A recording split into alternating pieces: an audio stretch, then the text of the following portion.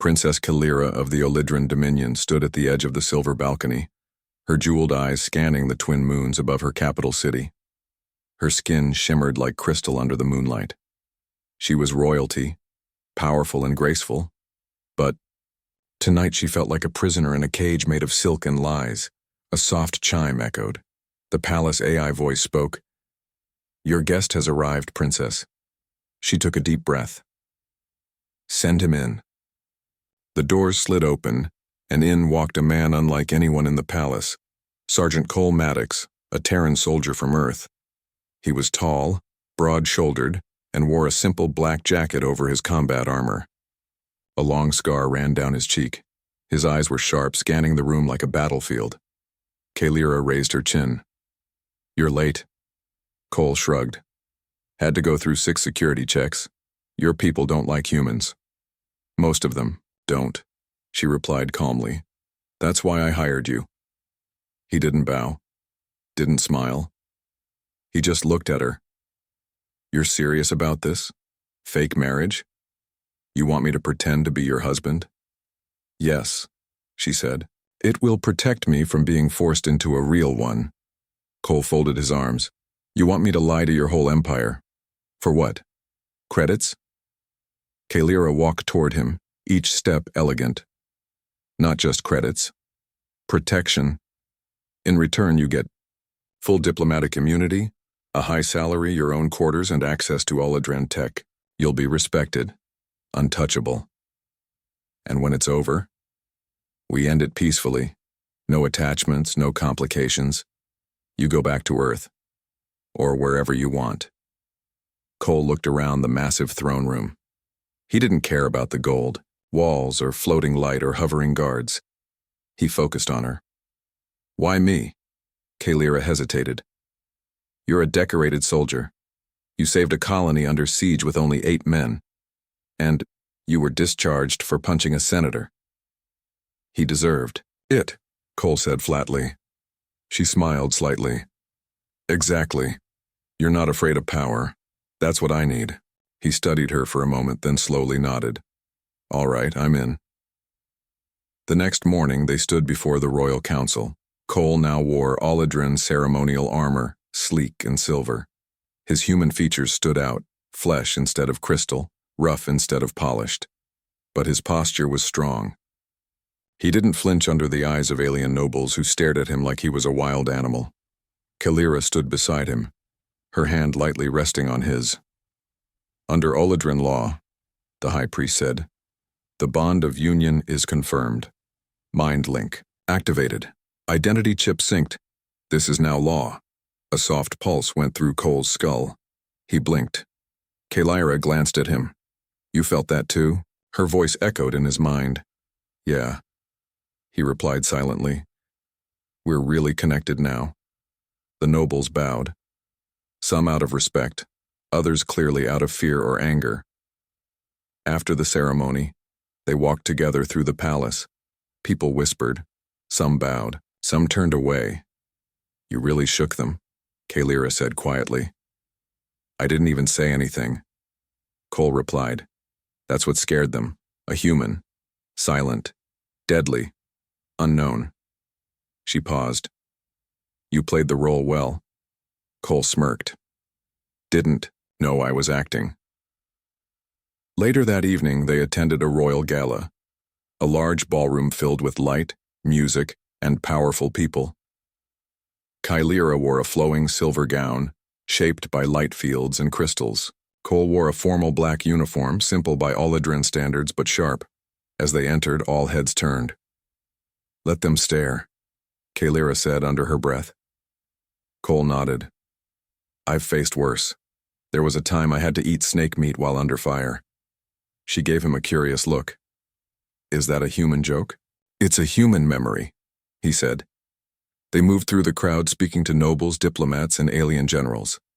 Some were polite, others were cold. One noble, Lord Syvax, sneered openly. "So this is the mighty Terran. The princess's new mate.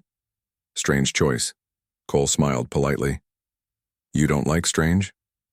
Syvax narrowed his eyes. "I find it dangerous." Cole stepped closer. Good. Dangerous means I'm doing my job. The noble looked like he was ready to start a fight, but Kalira raised her voice. My husband may not be from our world, but he understands loyalty. Something many here seem to have forgotten.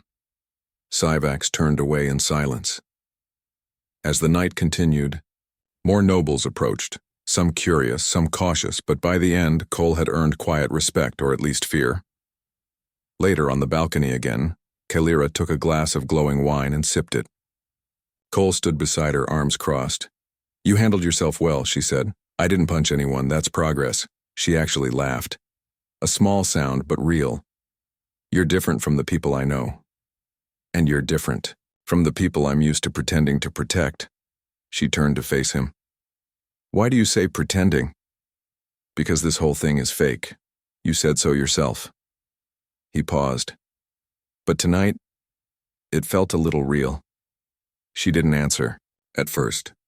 Then she said softly, it has to feel real, or they'll tear us apart. He looked at her. Are you scared? She hesitated. I don't know how to be. Good, Cole said, then added, because I am, and I think that's what's going to keep us alive. They stood in silence for a moment. Above them, the stars shifted. Somewhere out there, war brewed. Power played its games. And inside the palace, secrets moved like shadows. But for tonight, the soldier and the princess had made a deal, and neither of them knew just how real it was going to get. Princess Kalira woke up early, her mind heavy. The palace looked peaceful from her tall window, but she knew the truth. Danger was everywhere. She walked through the quiet halls, her dress flowing behind her like mist. Royal guards nodded as she passed, but their eyes were sharp. She knew some of them were not loyal, some worked for her enemies. Kalira's fake husband, Sergeant Cole Maddox, was already awake. He stood in the private training room, shirt off, hands wrapped, practicing punches and kicks against a high-tech dummy. Sweat ran down his chest. His body was full of old scars, proof of many battles. You train like the war never ended, Kalira said from the doorway. It didn't, Cole replied, breathing steady. I just changed the battlefield. She tilted her head. You're not wrong. He stopped, grabbed a towel, and looked at her. You look tired. Politics is more tiring than war, she said. At least on the battlefield, you know who wants to kill you. He nodded. And here? Here, everyone smiles while they plan your death. Later that day, the palace held a council meeting. Nobles and advisors filled the tall chamber. Cole stood beside Kalira, silent but alert. He scanned the room like a soldier, counting exits, weapons, threats. Lord Syvax, the noble who insulted Cole at the gala, stood to speak. Your Highness, Syvax said loudly, while we respect your marriage, many of us worry. A human, an outsider, now stands beside our throne. It is unusual. Kalira's voice was calm. Our laws allow for union beyond our kind. Sergeant Maddox has proven himself, Syvax sneered. But does he understand our ways? Our rules? Can he be trusted not to stab us in the back? Cole stepped forward. His voice was quiet but strong. Where I come from, when someone insults your wife, they better be ready to back it up. Gasps filled the room. Syvax laughed. Do you challenge me? Kalira grabbed Cole's arm. In your mind, she warned. Don't do it. It's not worth it. Too late, he replied. Cole turned to the high speaker. I invoke duel rights one-on-one tomorrow morning. The room fell silent. Kalira stared at him as they walked out. Do you even know how to duel under Olidran rules? Nope, Cole said. But I know how to win. That night, Kalira found him in his quarters looking over palace schematics on a datapad. He had added knives, a blaster, and a hidden stun stick to his gear pile. You shouldn't have challenged him, she said, walking in. He was asking for it. You could die. Syvax is a trained warrior. He's used to our duel rituals. Cole looked at her. And I've fought 10-foot lizard men with acid breath. I'll figure it out. She sat across from him.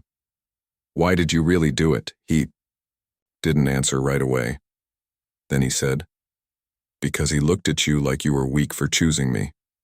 Like I was just some dumb soldier. I don't like that look. She was quiet. Then, softly, she said, thank you. The next morning, the duel arena was full. Nobles, officers, and servants gathered to watch. Syvax entered in shining armor, his weapon a long energy spear. He bowed, showing off. Cole walked in wearing light armor, holding a short Terran stun baton and a combat knife. He didn't bow. The signal bell rang. Syvax attacked first, spinning fast.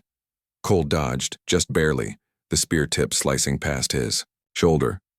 Fast for a human, Syvax said. Slow for a politician, Cole replied, ducking another strike. They circled. Syvax moved like a dancer, but Cole moved like a street fighter, rough, direct, unpredictable. He threw dirt into Syvax's eyes from the arena floor. The crowd gasped.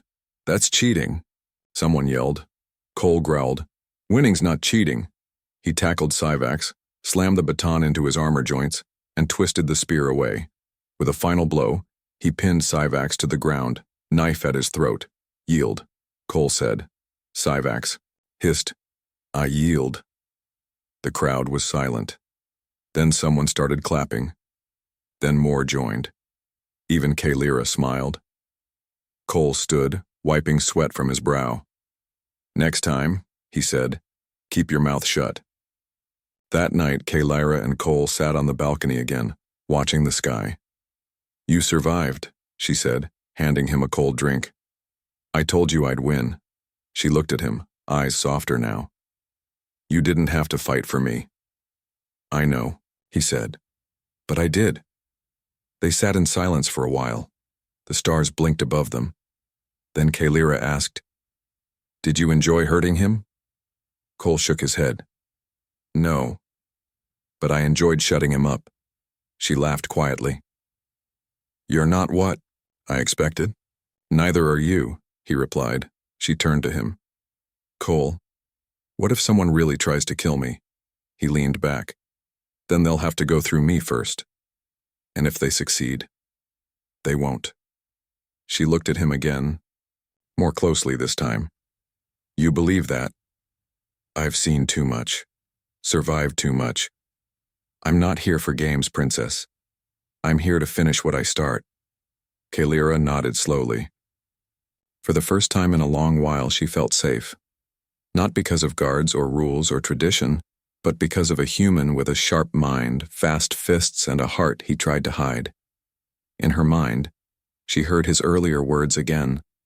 I'm not acting. She wasn't sure anymore if she was either. The night was cold and quiet outside, but inside the palace, darkness moved in secret. A shadow slipped past the guards, climbing through old tunnels under the royal walls. The figure stopped, pulled out a small cube, and placed it near the central power core. The cube blinked red. Meanwhile, Princess Kalira sat at her desk reading reports. She was tired, but something didn't feel right. Her eyes moved quickly across the glowing screen. Attacks on border colonies, military supplies missing, troops being reassigned without her order. Someone is building an army, she thought, and they're doing it behind my back. Cole Maddox walked in holding a cup of hot dark brew. You've been up all night again. She looked at him. I found something. Someone is preparing for war. Inside the Dominion. He placed the cup on her desk and leaned over. Show me.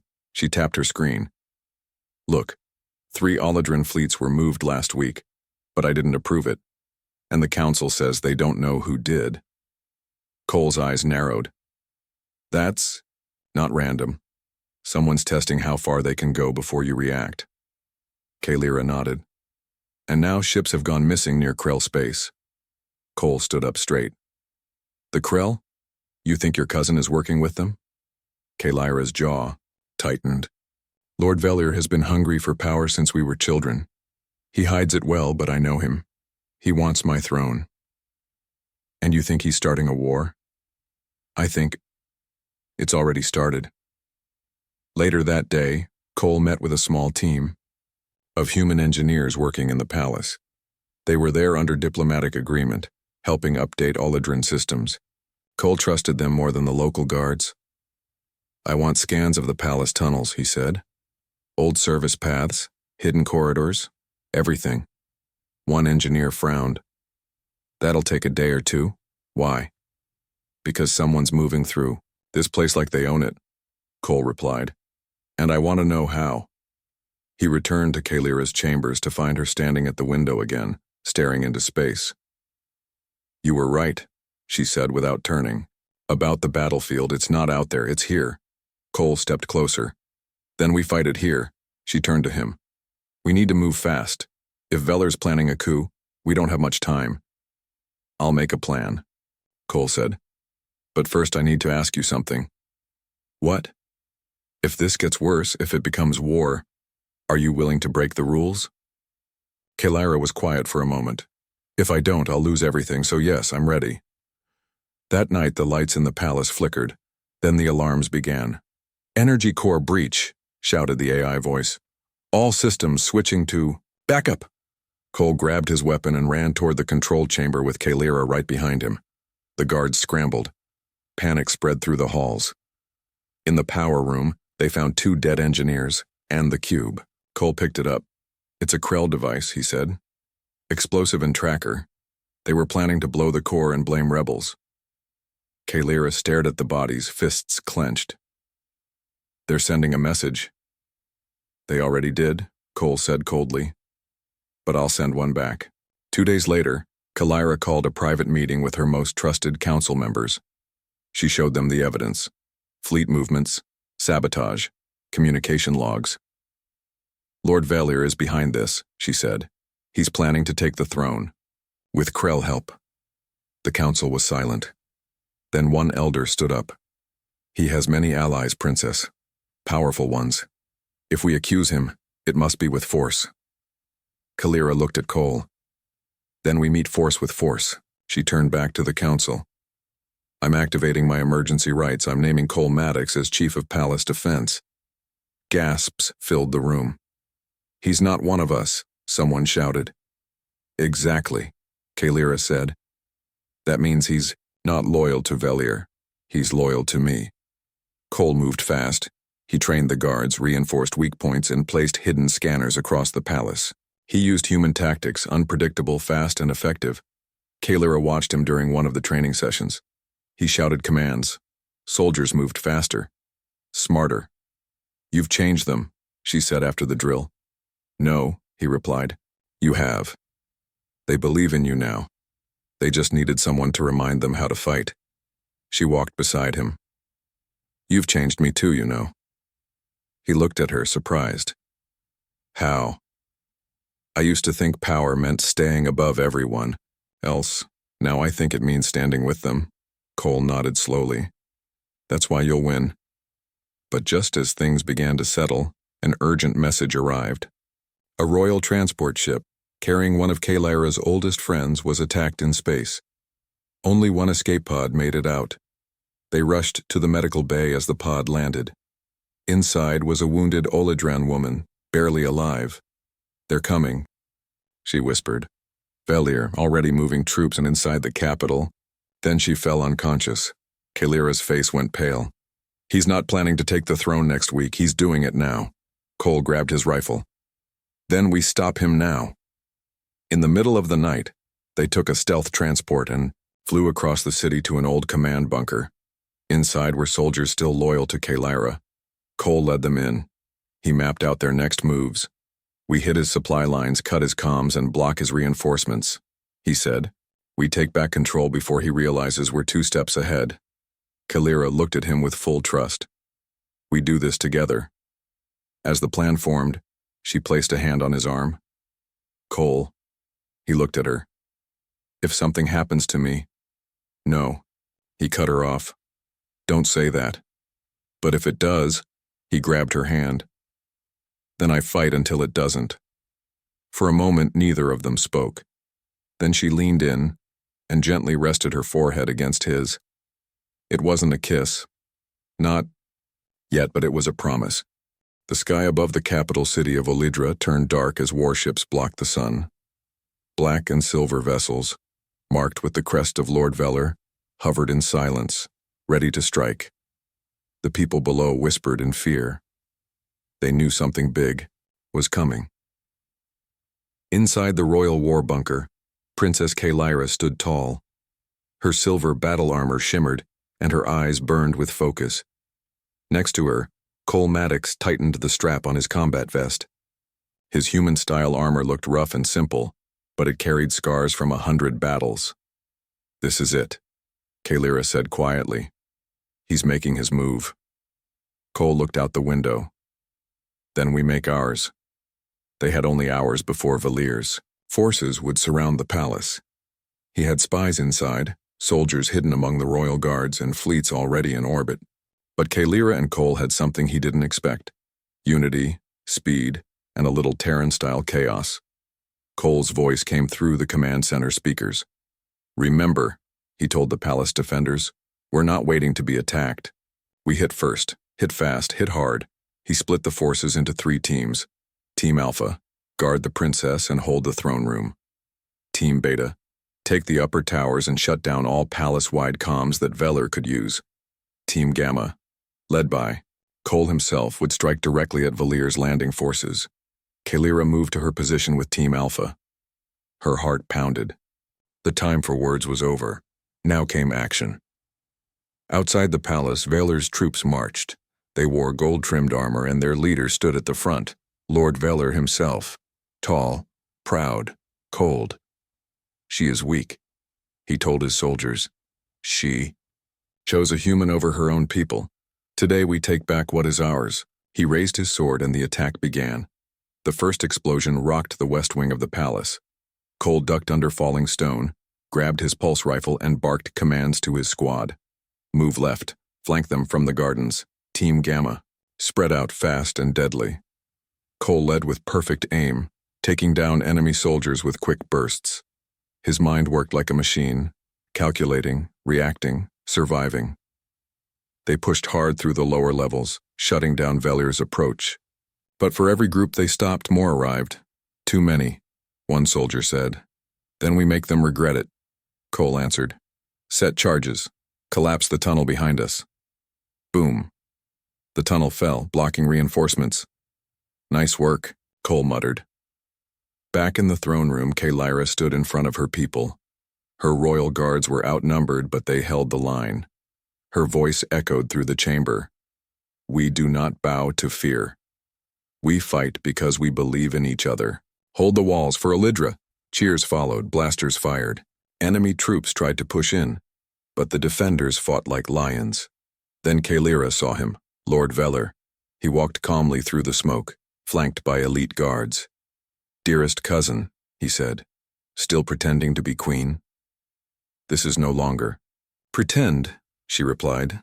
He smiled coldly. "Then allow me to remove the mask." They charged at each other. In the city streets, Cole's team moved to intercept the next wave. Drones flew overhead, scanning for targets. A large Krell mech stomped into the square, 8 feet tall with plasma cannons on each arm. "Seriously?" Cole muttered. "I hate these things." He signaled his soldiers. "Distract it. I'll take it down." As the team spread out, the mech turned toward Cole. Its cannon lit up. Cole dove, rolled, and threw a magnetic grenade. It stuck to the mech's leg but didn't stop it. He jumped onto its back, opened a panel, and shoved a charge inside. "Say goodbye." Boom. The mech exploded, tossing Cole into the street. He groaned and sat up. "Still alive," he muttered. "Barely." Then his comm buzzed, Kalyra's voice. "Veller is in the throne room. He's coming for me." "I'm on my way," Cole said, running toward the palace. Inside the throne room, Kalyra fought with everything she had. Her energy blade clashed with Velyr's spear.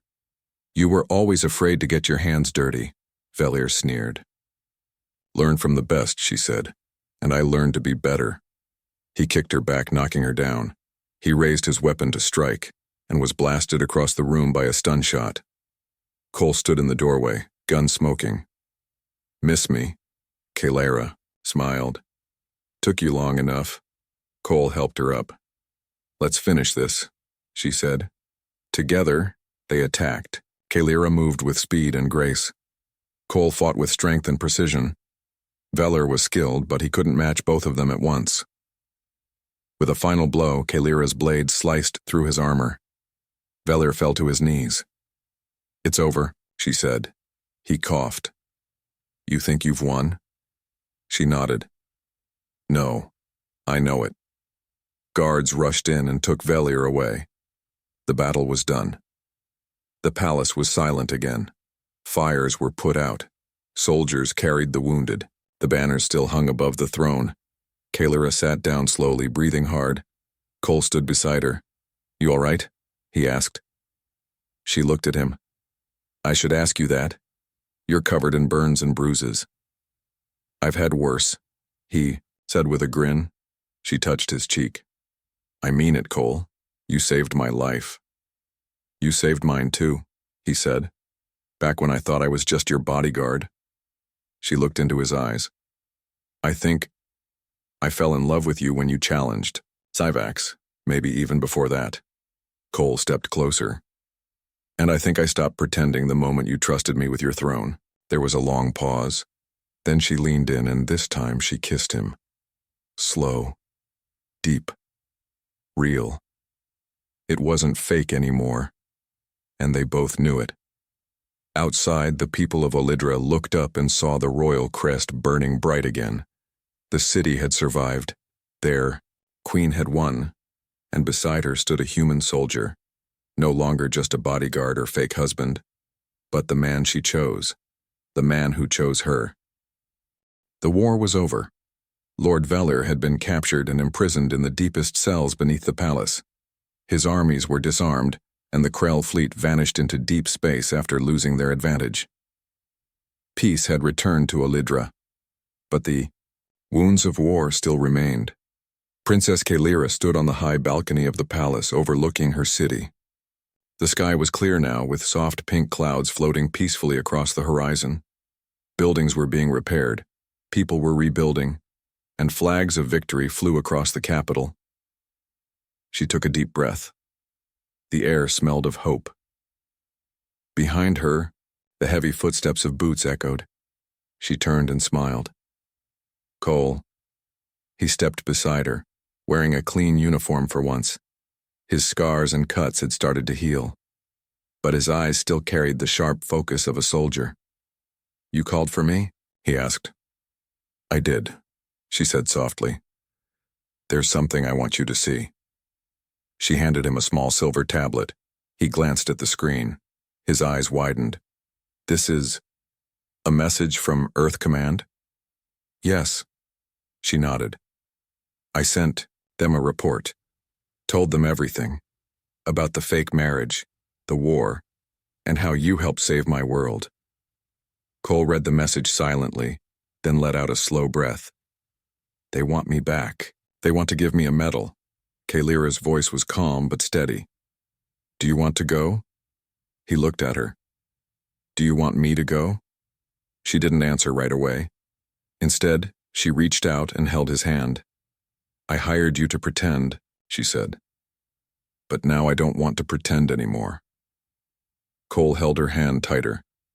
Then don't, he said. Because I don't want to either. Later that evening, a royal ceremony was held in the palace courtyard.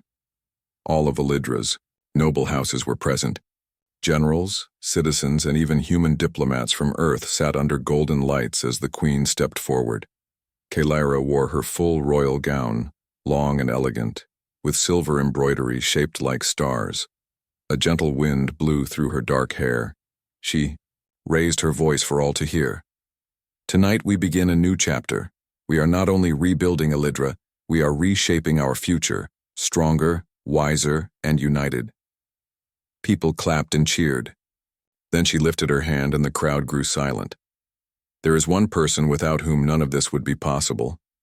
A man who risked his life not because of duty or blood, but because he believed in us, in me. She turned toward Cole, who stood by the edge of the stage. Cole Maddox stepped forward. He did. She looked him in the eyes. You came to this world a stranger. Now you stand beside me as a hero. She took a deep breath. I offer you more than thanks. I offer you a choice, not as a queen, but as a woman. The audience waited, holding their breath. Kalira continued, her voice soft but sure. Stay, not as my guard, not as my fake husband, but as the man I love. The silence was deep. Then Cole smiled. I thought you'd never ask. He stepped closer and took both her hands. I don't care about medals or titles. I care about you. The crowd exploded in cheers, and when they kissed this time, there was no doubt left. Days turned into weeks. With Valier gone and the Krell threat vanished, peace agreements began between Olydra and the Earth Alliance. Human and alien scientists worked together. Trade routes opened. New schools taught both human and Olydran history. Kalira sat with Cole in the Royal Council chamber, planning new missions, education reforms, and defense improvements. She ruled with wisdom. He guided with experience. They were a team, stronger together than apart. One afternoon, as they walked through the palace gardens, Cole paused by a tall flowering tree. He looked around at the strange colors, alien leaves, and glowing fruits. I never thought I'd fall in love with another planet, he said. Kalira chuckled. You fell in love with me, not the planet. True, he admitted, but the planet came as a package deal. She laughed and leaned against him.